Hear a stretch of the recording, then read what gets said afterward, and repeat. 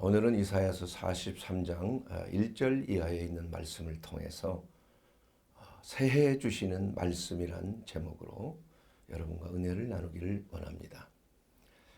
제가 가지고 있는 책이 꽤 많이 있지만은 그 중에서도 참 작은 책자 하나 제 책장의 가운데 꽂혀서 제가 힘들고 어려울 때마다 그 책을 꺼내서 들여다보곤 합니다. 근데 그 책의 이름은 장미꽃 책이다라는 제목이에요. 장미에 대해서 그 여러 가지 그 시들이 담겨져 있는 책입니다. 근데 사실 그 책의 내용보다도 제가 감동을 받고 그 책을 읽는 이유는 그 책을 준 사람이 저에게 쓴 글이 있기 때문이에요. 그래서 그 책을 딱 열어보면 첫 페이지에 이렇게 써 있습니다. 독일말로 썼습니다. 죄송합니다. 독일말로 썼는데 Mit herzlichen Wünschen für Ihre Zukunft, lieber Herr Park. 그걸 그대로 번역을 하자면은 우리 박관 씨, 사랑하는 박관 씨의 그 미래에 대해서 진심 어린 마음으로 축복합니다. 잘 되기를 바랍니다. 이런 책입니다.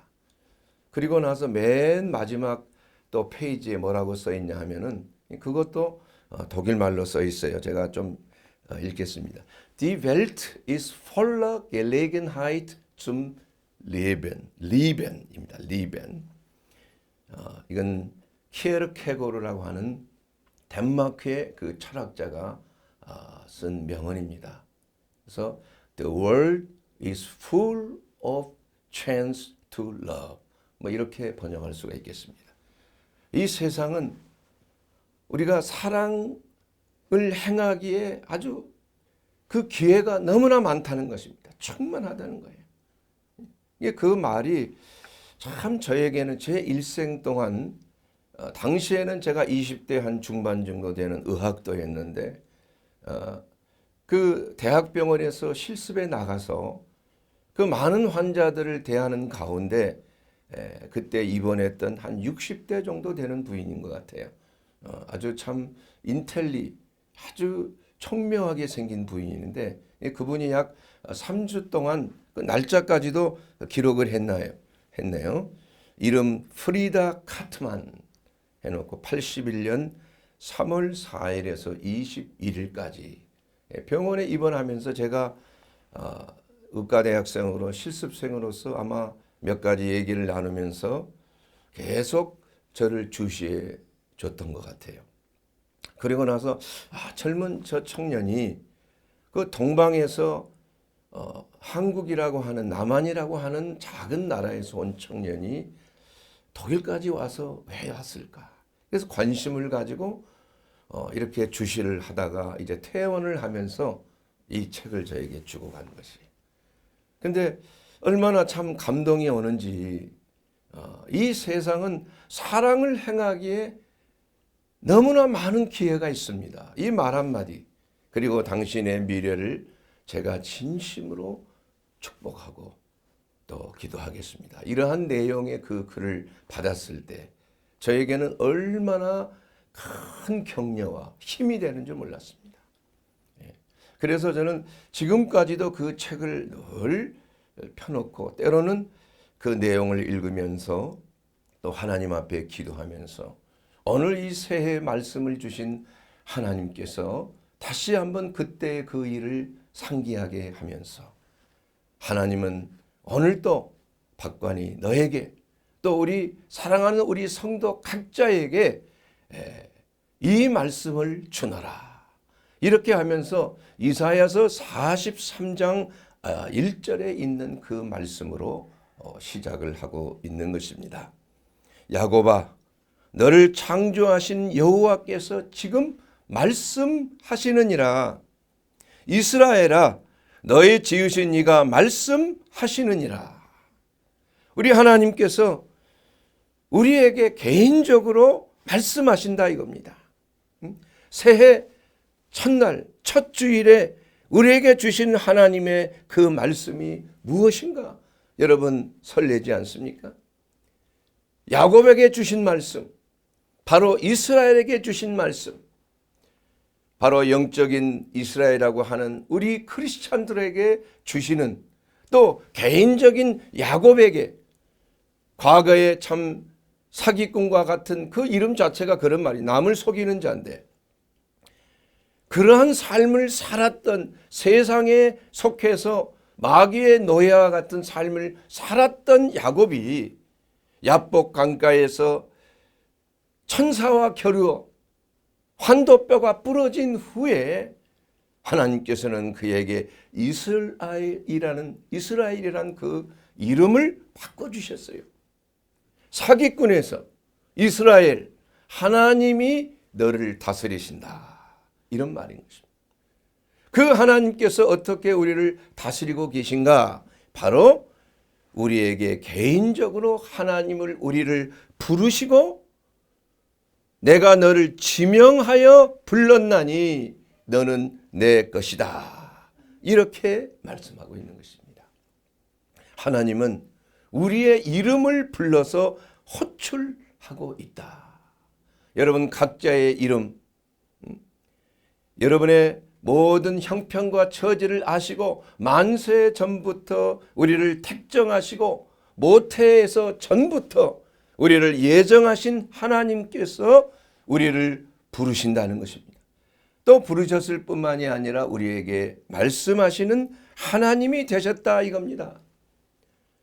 성경에 보게 되면 하나님께서 어떠한 일을 맡기실 때 아브라함에게 너는 본토와 친척과 아비집을 떠나서 내가 지시할 땅으로 가라, 이 말씀 한마디가 아브라함은 모든 자기의 집과 고향을 다 버리고 하나님이 부르신 그 땅을 향하여 나아간 사실을 우리는 알 수가 있습니다. 하나님께서도 양을 치던 모세를 가시떨기나무 아래서 부르셔서 애굽의 노예 생활을 하고 있던 이스라엘 백성들을 가나안 땅으로 인도하는, 젖과 꿀이 흐르는 가나안 땅으로 인도하는 소명을 주실 때도 모세를 지명하여 부르셨다, 이겁니다. 사무엘 선지자를 어렸을 때 이름을 부르셨고, 또한 이 부족한 종을 20대 중초반에 하나님께서 부르신 사실을 조금도 기억하고 있기 때문에 그 길을 가고 있는 것입니다. 하나님께서는 뭐라고 또 말씀하시냐? 내가 너를 구속하였고 내가 너를 지명하여 불렀나니 너는 내 것이다, 내 소유다라고 부르신 것입니다. 그러면서 하나님께서 누구에게나 주시는 그 이름이 있는 거예요. 사무엘아 부르실 때 사무엘은 제사장이 부르는 줄 알았지만 나중에는 하나님이 직접 그 이름을 부르신 것입니다. 지명하였다, 이겁니다. 이와 같이 우리 하나님께서는 우리를 향하여 참 그 이름을 부르시고 나는 너의 하나님이 됨이라, 내가 너를 구속하였다, 너를 지명하였다, 이렇게 말씀으로 부르고 계시는 것입니다. 사랑하는 여러분, 그런데 그 이름이 말이죠, 사라지는 때가 있어요. 어느 때겠습니까, 여러분? 사람이 이름으로 불리어지지 아니하고 번호로 불릴 때가 있어요, 번호. 그러면 감옥에 가면은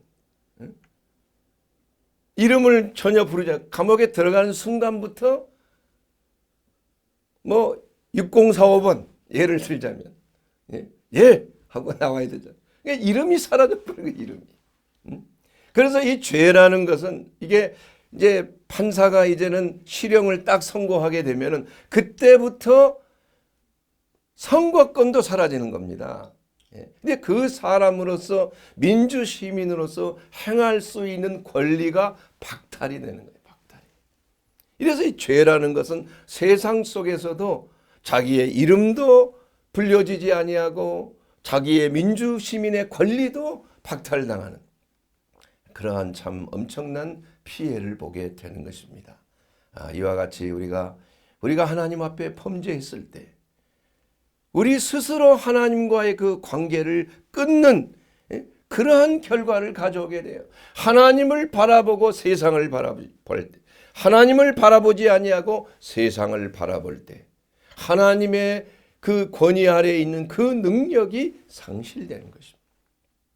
여러분, 베드로가 그 밤중에 제자들이 노를 젓고 갈릴리 바다를 지나가는데 갑자기 저 멀리서 이상한 사람이 바다 위를 걸어오는 거예요. 얼마나 무섭습니까, 여러분?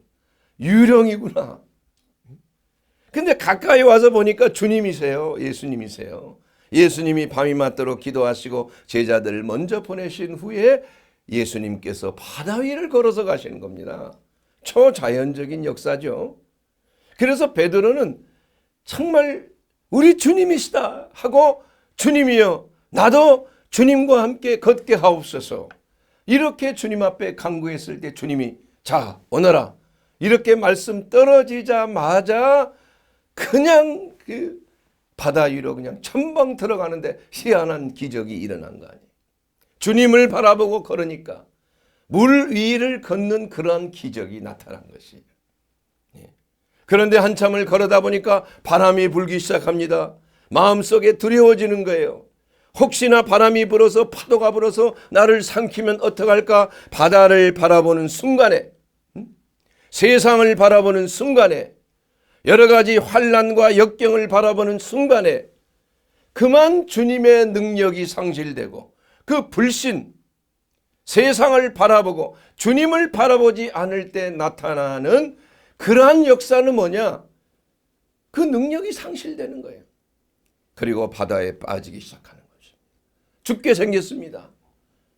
그때 베드로가 주님을 향하여 주여 나를 도와주소서 그 말씀 한마디를 예수님께서 들으시고 그의 빠져가는 베드로의 손을 잡아서 일으켜 세우니 그때부터 다시 주님의 능력이 그에게 나타난 것입니다. 그래서 주님과 함께 무사히 배로 들어오게 된 것입니다. 그러면서 예수님께서 뭐라고 말씀하셨어요? 믿음이 적은 자여 왜 두려워하느냐? 이와 같이 우리가 주님을 바라볼 때 하나님이 우리를 부르실 때 주님의 음성에 우리가 귀를 기울일 때 주님의 그 얼굴을 우리가 바라보며 이 세상, 이 험난한 세상 속에서도 파도와 바람이 불어치는 이러한 역경과 환란이 있는 곳에서도 우리가 주 예수님을 바라볼 때 우리는 어떠한 경우에도 세상의 환란 속에 잠기지 아니한다. 홍수 위에 좌정하신 여호와 하나님, 그 하나님의 역사는 우리가 주님 바라볼 때 얼굴을 들어 주님을 바라볼 때 내 영혼아 왜 불안하여 왜 염려하고 근심하는가? 너는 여호와의 얼굴을 바라라. 하나님을 바라라. 내 도움이시 그로부터 오는도다. 내 도움이 바로 하나님으로부터 오는 것이다. 그러므로 우리 하나님께서는 우리를 부르셨을 때에 하나님의 능력이 우리와 함께 있도록 이 세상을 이기는 그 능력이 너희가 세상에서 환난을 당하지만 그러나 담대하라 내가 세상을 이기었다. 바로 환난은 우리가 빠질 수 없는 상황이지만은 그러나 우리가 결코 위축되거나 절망할 필요가 없다는 것입니다. 담대한 삶을 살으라는 거예요. 왜냐하면 너희는 내 것이다. 나의 소유다라는 것입니다. 내가 너를 핏값 주고 샀다 이겁니다. 내가 너를 구속하여 지명했다. 불렀다 이겁니다. 구속이란 말이 무슨 말입니까? 영어 성경은 redeemed. 이것은 값을 지불하고 샀다는 것입니다. 내 것이 됐다는 얘기예요. 히브리 말로 갈이란 말입니다. 갈. 되찾다. 값을 지불하고 다시 찾은 거예요. 그래서 저와 여러분은 하나님께서 우리를 산 거예요. 하나님의 소유된 백성이에요. 하나님께서 우리를 왕같은 제사장으로 삼으셨다고 그랬습니다. 하나님의 기업이라고 했습니다. 우리는 하나님의 소유가 되었다 이겁니다. 그렇기 때문에 우리가 어떤 경우에서도 낙심하거나 좌절할 것이 없다. 이것을 너희가 믿느냐? 이건 믿음의 역사예요. 안다고 해서 되는 것이 아니라 그것을 내 것으로 믿을 때 하나님께서 나를 사셨다는 것, 예수 그리스도의 대속의 은혜로 그 핏값을 지불하고 샀다는 그 놀라운 사실을 내가 믿을 때 누가 나를 건져내? 누가 나를 공격하고 누가 나를 해할 수가 있겠느냐 이거예요. 이러한 사실이 바로 믿음을 통하여서 우리에게 주시는 하나님의 말씀이에요. 내가 너를 불러냈고 너는 나의 소유다라는 것입니다. 교회라는 것은 에클레시아, 세상으로부터 불러 모은 무리라는 뜻을 가지고 있어요. 그래서 이 교회에 앉아있는 여러분들, 교회의 지체로서 그리스도 안에서 거듭난 그리스도인으로서 하나님의 권속으로 하나님의 자녀가 된 사람들은 하나님의 소유다. 음부의 권세가 너를 손도대지 못하리라. 이렇게 말씀하고 있지 않습니까? 그러므로 사랑하는 여러분, 내가 너와 함께 하리라. 그런데 내가 꼭 평안하고 형통하고 잘 될 때 하나님은 계시고, 또 하나님은 내가 어려움을 당하고 힘든 일을 당할 때 하나님이 멀리 계시는 하나님이라 이렇게 생각하지 말란 얘기예요. 오히려 하나님께서는 2절에 보게 되면 네가 물 가운데로 지날 때에 내가 너와 함께 함이라. 또 강을 건널 때에 물이 너를 침몰하지 못할 것이다. 내가 불 가운데 지날 때에도 타지도 아니할 것이다. 불꽃이 너를 사르지도 못하리라. 이것이 바로 두 번째 우리에게 주시는 말씀이에요. 우리 하나님께서는 우리의 인생 여정에 평탄한 길만을 계획하고 계신 것이 아니에요. 우리 모두가 다 평탄하고 형통하는 길만 있으면 좋겠지만, 그러나 우리는 이 세상을 통과하여 나아갈 때 물을 건너고 강을 건너고 불을 지나는 환난을 통과해야 될 때가 있다 이겁니다. 욥을 통하여 주시는 그 교훈을 통하여 하나님께서는 반드시 믿는 자들에게, 그리스도인들에게 반드시 좋은 일만 일어나는 것은 아니라는 것이에요. 하나님께서는 그 환난을 때로는 허락하실 때가 있지만은, 그러나 중요한 것은 환난의 때에 하나님이 함께 하신다. 우리 여호와 하나님께서 그때 가장 가까이 함께 하신다는 것이에요. 여러분, 홍해바다를 건널 때 우리 하나님께서 앞장서서 건넜지 않았어요? 참 홍해바다를 강력한 성령의 바람이 불어제끼면서 이스라엘 백성들이 그 불기둥을 따라서 그 홍해바다 물가운데를 지나간 거 아닙니까? 우리 인생의 여정 속에 홍해바다와 같은 그러한 참담하고 암담한 이러한 강이 앞에 딱 놓여 있을 때가 있다. 그러나 하나님께서 우리에게 이러한 어려운 지경 속에서 하나님의 능력의 지팡이가 그 홍해바다에 닿았을 때 물이 갈라지는 역사가, 그 기적의 역사가 하나님이 함께 하시는 하나님, 바로 임마누엘 하나님, 에벤에셀의 하나님께서 우리를 인도하고 계시는 하나님이시라 이겁니다. 약속하시는 하나님이에요.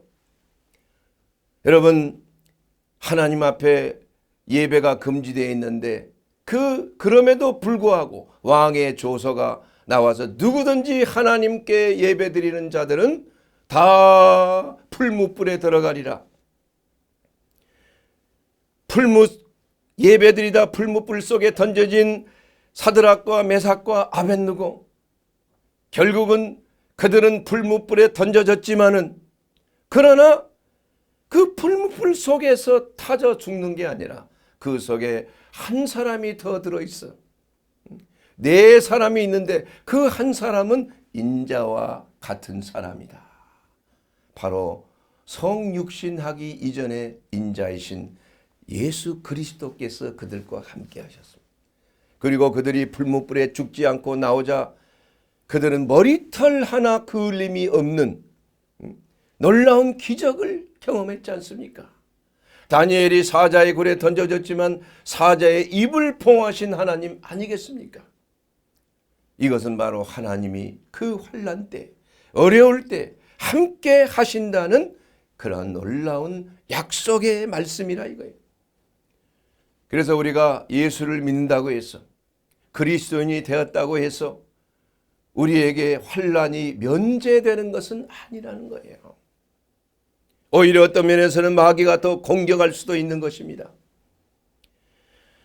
그래서 그리스도인의 삶 속에서 우리가 어떠한 위험이나 어려움이나 이런 것을 피하는 것이 그리스도인의 삶이 아니고, 그러한 것을 직면해서 다른 방법으로 이기는 자의 삶을 사는 것, 이것이 바로 하나님께서 우리를 향한 하나님의 선하신 뜻이다 이겁니다. 그래서 고린도후서 4장 8절에 사도 바울이 4가지 환난에 대해서 기록을 하고 있습니다. 우리가 사방으로 우겨쌈을 당하고, 답답한 일을 당하고, 또한 박해를 받고 거꾸로 뜨림을 당한다. 그래서 이 4가지의 환난, 그리스도인이 만나는 환난, 물론 그리스도인뿐만이 아니라 모든 인생들이 만나는 그 환난을 4가지로 이렇게 구별하고 있습니다. 첫째는 사방으로 우겨쌈을 당하는 것이에요. 사람이 참으로 말할 수 없는, 앞이 보이지 아니하는, 아주 그냥 퇴출로가 없는, 피할 길이 없는 사방이 꽉 막혀서 동서남북이 다 사방으로 나를 공격하는 그러한 위경 속에 거할 때가 있지 않습니까? 이럴 때 어떻게 되느냐? 참으로 우리는 위로부터 날려오는 그러한 하나님에 대한 믿음, 하늘을 향하여 우리가 기도할 수 있는 길이 남겨져 있다 이겁니다. 탈출구가 있는데 그것은 사방에는 탈출구가 없지만, 그러나 위로는 탈출구가 있다는 거예요. 하나님의 도우심이 있다는 거예요. 그래서 이 사도 바울은 그러한 사역 속에 당하는, 사방으로 우겨쌈을 당하고 배신을 당하고 공격을 당하고 매를 맞고 핍박을 당하고 어려움을 당하고 이러한 애매히 고난을 받는 그러한 일이 있었지만은, 그러나 그의 사역은 가로막혀지지 않았다는 것입니다. 그 사역은 끝나지 않았습니다. 오히려 더 하나님의 도우심으로 더 강력한 사역을 행할 수가 있었다는 것입니다. 두 번째는 답답한 일이에요. 답답한. 여러분, 인생 살아가면서 참으로 답답할 때가 있지 않습니까? 왜 일이 이렇게 안 되지? 왜 내 뜻대로 안 되지? 왜 이렇게 어려운 일이 내게 생기지? 이렇게 해서 내가 원하는 길을 하려고 하는데 이게 자꾸 막아지는 거예요. 이 사도 바울이 비두니아로 복음을 전하고 싶은 거예요. 자기 생각은 소아시아로 가기를 원하는 것입니다. 마음이 끌리는 거예요. 그런데 3번이나 주의 영이, 주 예수께서, 성령께서 그를 막아선 것입니다. 그러나 결국은 그가 순종해서 환상 중에 마게도냐인이 손짓하며 이곳으로 오라는 그 뜻을 알고 하나님의 인도하심을 받은 그 사실을 아는 것입니다. 그렇기 때문에 우리가 내 뜻대로 내 생각대로 모든 것이 다 하고 싶은 것이 있지만, 하나님께서는 우리와 함께 하셔서 때로는 답답한 일을 당하는 것, 이것도 하나님의 선하신 뜻이 있는 것입니다. 하나님께서 바른 길을 갈 수 있도록, 내게 가장 좋은 길을 갈 수 있도록 하나님께서 그 길을 열어주시는 거예요. 3번째로는 핍박이 있는 것입니다. 냉소와 야유와 옥에 갇히고 질병의 고통이 가해지는 경우가 있습니다. 선한 일을 행할 때 핍박이 있어요. 그래서 베드로전서 2장 19절 이 말씀을 보게 되면은 애매히 고난을 받아도 하나님을 생각함으로 슬픔을 참으면 이것이 아름다우니라. 죄가 있어 매를 맞고 참으면 무슨 칭찬이 있을 것인가. 그러나 선을 행함으로 고난을 받고 참으면 이는 하나님 앞에 아름다우니라. 사랑하는 여러분, 원수들은 우리를 끊임없이 추적하고 우리의 나아가는 하나님의 선하신 뜻을 이루고자 하는 그 우리의 행함과 우리의 모든 생각과 말과 행동 속에 하나님의 뜻이 나타나지 못하도록 우리를 방해하는 것이에요. 핍박을 하는 것입니다. 그래서 무릇 선하게 착하게 살려고 하는 자에게는 핍박이 있는 거예요. 복음을 전할 때 그리스도의 고난에 동참하는, 그리스도와 함께 복음의 고난을 받으라, 이렇게 말씀하고 있지 않습니까? 그러므로 우리 그리스도인은 이러한 핍박이나 고난이나 여러 가지 모양으로 우리를 박해하는 이러한 어려움 속에서도 우리가 결코 낙심하지 않고 좌절하지 않는 것은 선한 일을 행하되 낙심하지 말지니 이는 포기치 아니하면 때가 이름에 거둔다는 하나님의 그 말씀의 역사하심이 우리 가운데 약속되어 있기 때문인 것입니다. 네 번째로 그 환난의 종류는 거꾸로 뜨림이 있는 것입니다. 거꾸로 뜨림. 여러분, 거꾸로 뜨림은 마치 씨름을 할 때 기술을 걸어서 그냥 내팽개치는 기술이에요. 거꾸로 그냥 밭다리 기술로 그냥 거꾸로 그냥 맺히는 거예요. 응?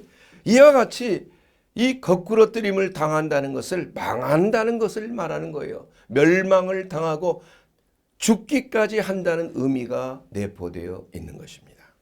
인생에 전혀 예기치 않는 이러한 문제로 인하여서 우리가 거꾸로 뜨림을 당하게 될 수가 있는 것이에요. 여기에 앉아있는 분이나 듣고 계시는 모든 시청자들, 모든 분들이 다 이러한 경험을 했을 것입니다. 그럼에도 불구하고 하나님께서는 이러한 모든 네 가지 환난을 넉넉히 이길 수 있는 비결을 우리에게 말씀하고 있는 것입니다. 그 비결은 뭐냐? 바로 고린도후서 4장 10절에 있는 말씀이 바로 비결입니다. 우리가 항상 예수의 죽음을 우리의 몸에 짊어짐은 예수의 생명이 또한 우리 몸에 나타나게 하려 하십니다. 그리스도의 그 십자가, 바로 나를 부인하는 나의 십자가를 지고 예수님을 따를 때 바로 그곳에 그리스도의 생명이 나타난다는 거예요. 그리스도의 생명은 우리의 모든 환난을 넉넉히 극복할 수 있는 힘이 된다 이겁니다. 나는 할 수 없지만, 내 능력으로는 안 되지만 이미 그 시험을 이기시고 환난을 이기시고 모든 것을 승리하시고 사단의 머리를 밟아버리신 예수 그리스도의 그 생명의 역사가 올 한 해 동안의 놀라운 하나님의 권능의 기적으로 여러분의 삶 속에 놀라운 기적의 역사, 생명의 역사, 이김의 역사가 나타나게 되는 줄로 믿습니다. 이것은 바로 우리 예수님께서 요한복음 16장 33절에 말씀하신 대로 세상에서는 너희가 환난을 당하나 담대하라, 내가 세상을 이기었노라. 이렇게 말씀하신 그 말씀이, 그 목적은 뭐냐? 내 안에 평안을 누리게 하려 함이라고 말씀하고 있는 것입니다. 우리가 십자가를 지는 것이 고통스럽지만은, 그러나 그 고통스러운 십자가를 질 때 그 결과는 뭐냐? 평안이란 얘기예요. 평안. 그리스도의 평안이 우리를 주장한다는 것입니다. 몸은 괴롭고 힘들지는 모르지만 그러나 우리의 영혼은 평안한 거예요. 그래서 그러한 어려운 환난 속에서도 그 사도들은 찬송하며 하나님의 기적을, 하나님의 역사하심을 감사할 때 옥문이 흔들리며 착고가 채워지는 것이 풀어지고 문이 열리는 그러한 놀라운 역사가 일어난 것입니다. 바로 저희들의 삶 속에 한 해 동안의 모든 삶 속에 어떠한 환란이 임하고 어떠한 역경이 임할지라도 우리는 넉넉히 이길 수 있는 믿는 자에게 따르는 표적이 있으며 할 수 있거든이 무슨 말이냐. 믿는 자에게는 능치 못함이 없느니라. 바로 그리스도 예수 안에 있는 자에게는 결코 능치 못함이 없다는 하나님의 말씀인 것입니다.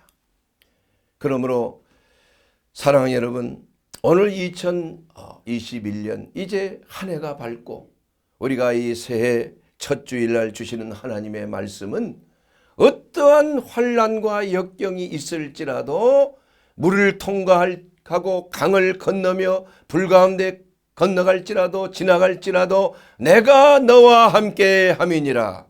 하나님이 함께 하시면 어떠한 역경과 고난도 우리는 넉넉히 걱정할 필요가 없어요. 문제는 그러할 때 하나님이 안 계시면 문제란 얘기예요. 하나님을 떠나서 멀리 갔을 때 하나님은 동행하지 않습니다. 하나님의 말씀에 불순종하여 내 고집대로 내 생각대로 내가 원하는 대로 나아갈 때 하나님께서는 그와 함께 동행할 수가 없는 것입니다. 그렇기 때문에 성령께서는 오늘 이 새해 첫 벽두의 이 말씀을 통해서 나는 너의 하나님이라. 내가 너를 구속하여 지명하였다. 너는 내 것이다. 이렇게 하나님께서는 분명한 메시지로 우리에게 말씀하시는 거예요. 그래서 하나님께서는 우리를 값을 주고 샀고 바로 우리를 구원하기 위하여서 대속을 한 애굽을 너의 속량물로 구스와 스바를 너희 대신하여 주었다는 거예요. 이것은 뭐를 말하느냐? 하나님께서는 우리를 구원하시기 위하여 이 세상의 모든 것들을 우리를 대신하여 대속물로 주었다는 것입니다. 여러분, 그 애굽을 대속물로 주었다는 것은 무슨 말이에요? 당시에 그 바벨론 포로 생활을 하고 있던 유대 백성들이 그 고레스라고 하는 그 왕을 통하여 해방이 됐어요.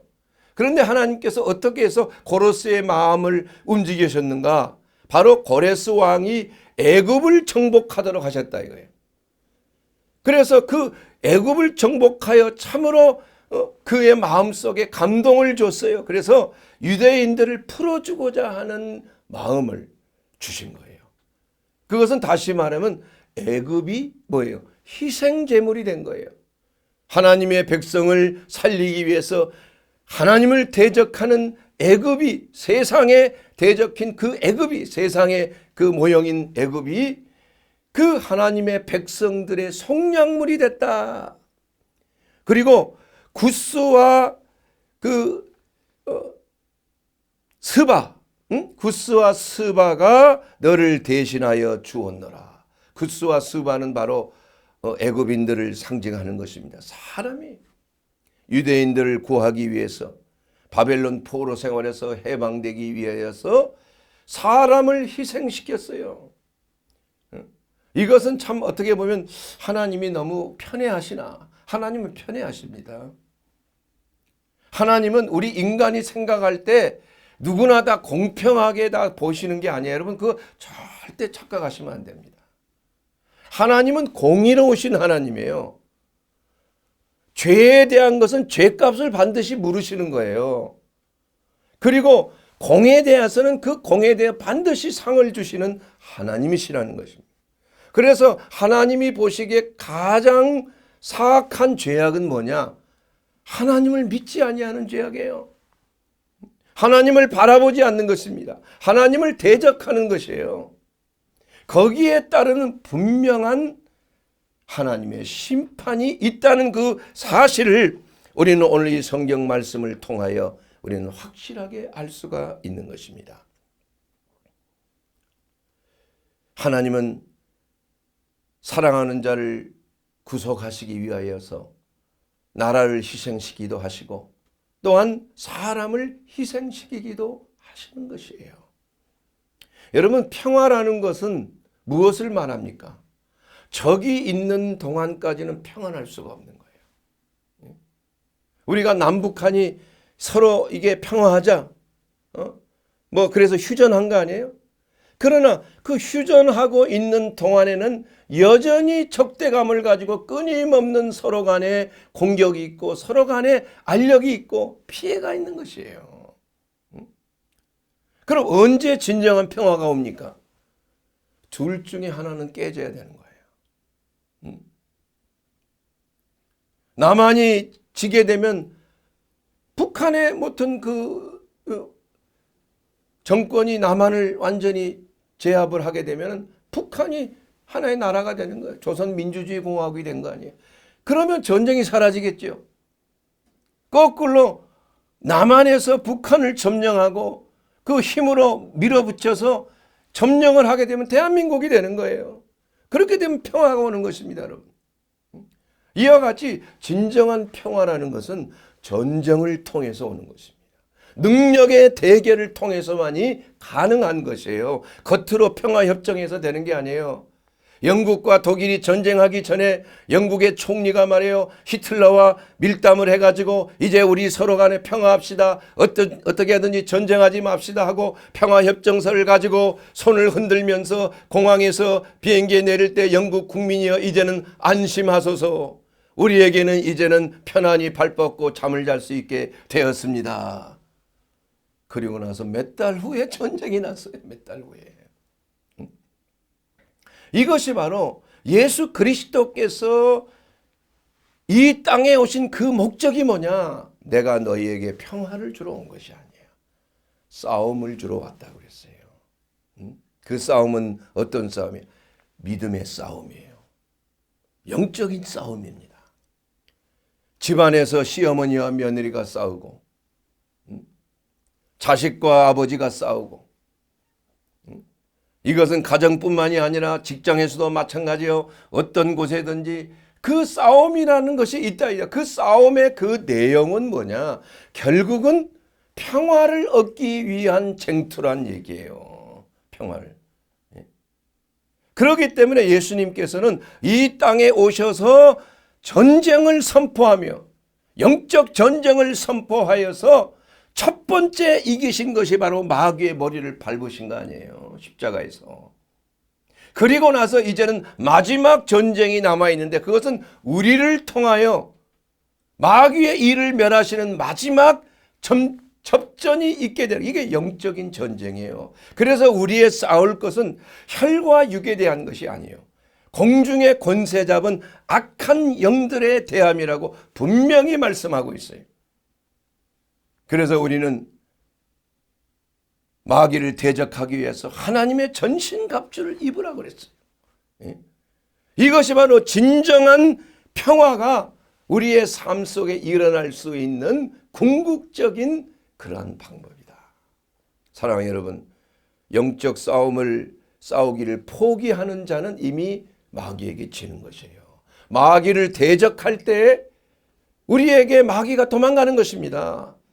대적하라 그래야 하면 피하리라고 그랬어요. 비겁한 원수이기 때문에 우리가 깨어서 경성하며 기도하며 올 한 해 동안에 물이 앞에 놓여 있고 강이 앞에 놓여 있고 불구덩이가 우리 앞에 놓여져 있을지라도 우리에게 사방으로 우격싸짐을 당하고 또한 핍박과 답답한 일을 당하고 거꾸로 뜨림을 당하여도 우리가 결코 낙심하지 아니하는 것은 뭐냐? 그럼에도 불구하고 우리의 십자가의 승리가 그리스도의 생명이 우리 가운데 나타나게 하려 하십니다. 그로 말미암아 진정한 평안이 있는 거예요. 그래서 이 십자가는 나와의 싸움인 것입니다. 원수 마귀와의 싸움인 것이에요. 또한 이 세상과의 그 싸움이 바로 십자가의 역사란 거예요. 그 십자가를 우리가 바로 적용하고 질 때만이 우리는 그리스도의 생명이 있고 그리스도의 평안이 우리의 삶 속에 넘쳐나는 것이에요. 넘쳐나는. 사랑하는 여러분, 이제 말씀을 마무리하기를 원합니다. 여러분, 우리의 하나님은 전에도 없고 후에도 없는, 내 전에도 신이 없고 내 후에도 신이 없는 유일하신 하나님이심을 우리 모두에게 알도록 하는 것이에요. 내가 바로 그임이라. 너희가 찾는 하나님이 바로 나니라. 바로 예수 그리스도, 그분이 바로 살아계신 하나님이심을 우리가 우리의 삶 속에 몸소 체험하고 적용하고 우리의 삶 속에 나타나는 것이 바로 우리의 신앙생활에 있어서 하나님이 우리에게 목적하신 바가 된다. 예수의 이름이 나타나기를 원하는 것입니다. 예수의 승리가 우리의 삶 속에 나타나기를 원하는 것이에요.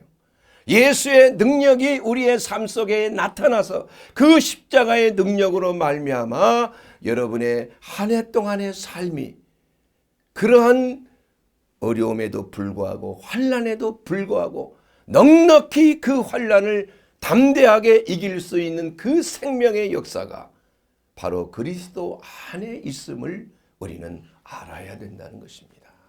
그러므로 오늘 이사야서 43장 1절에 있는 그 말씀대로 야곱아 이스라엘아 내가 너를 구속하여 내가 너를 지명하여 불렀노라.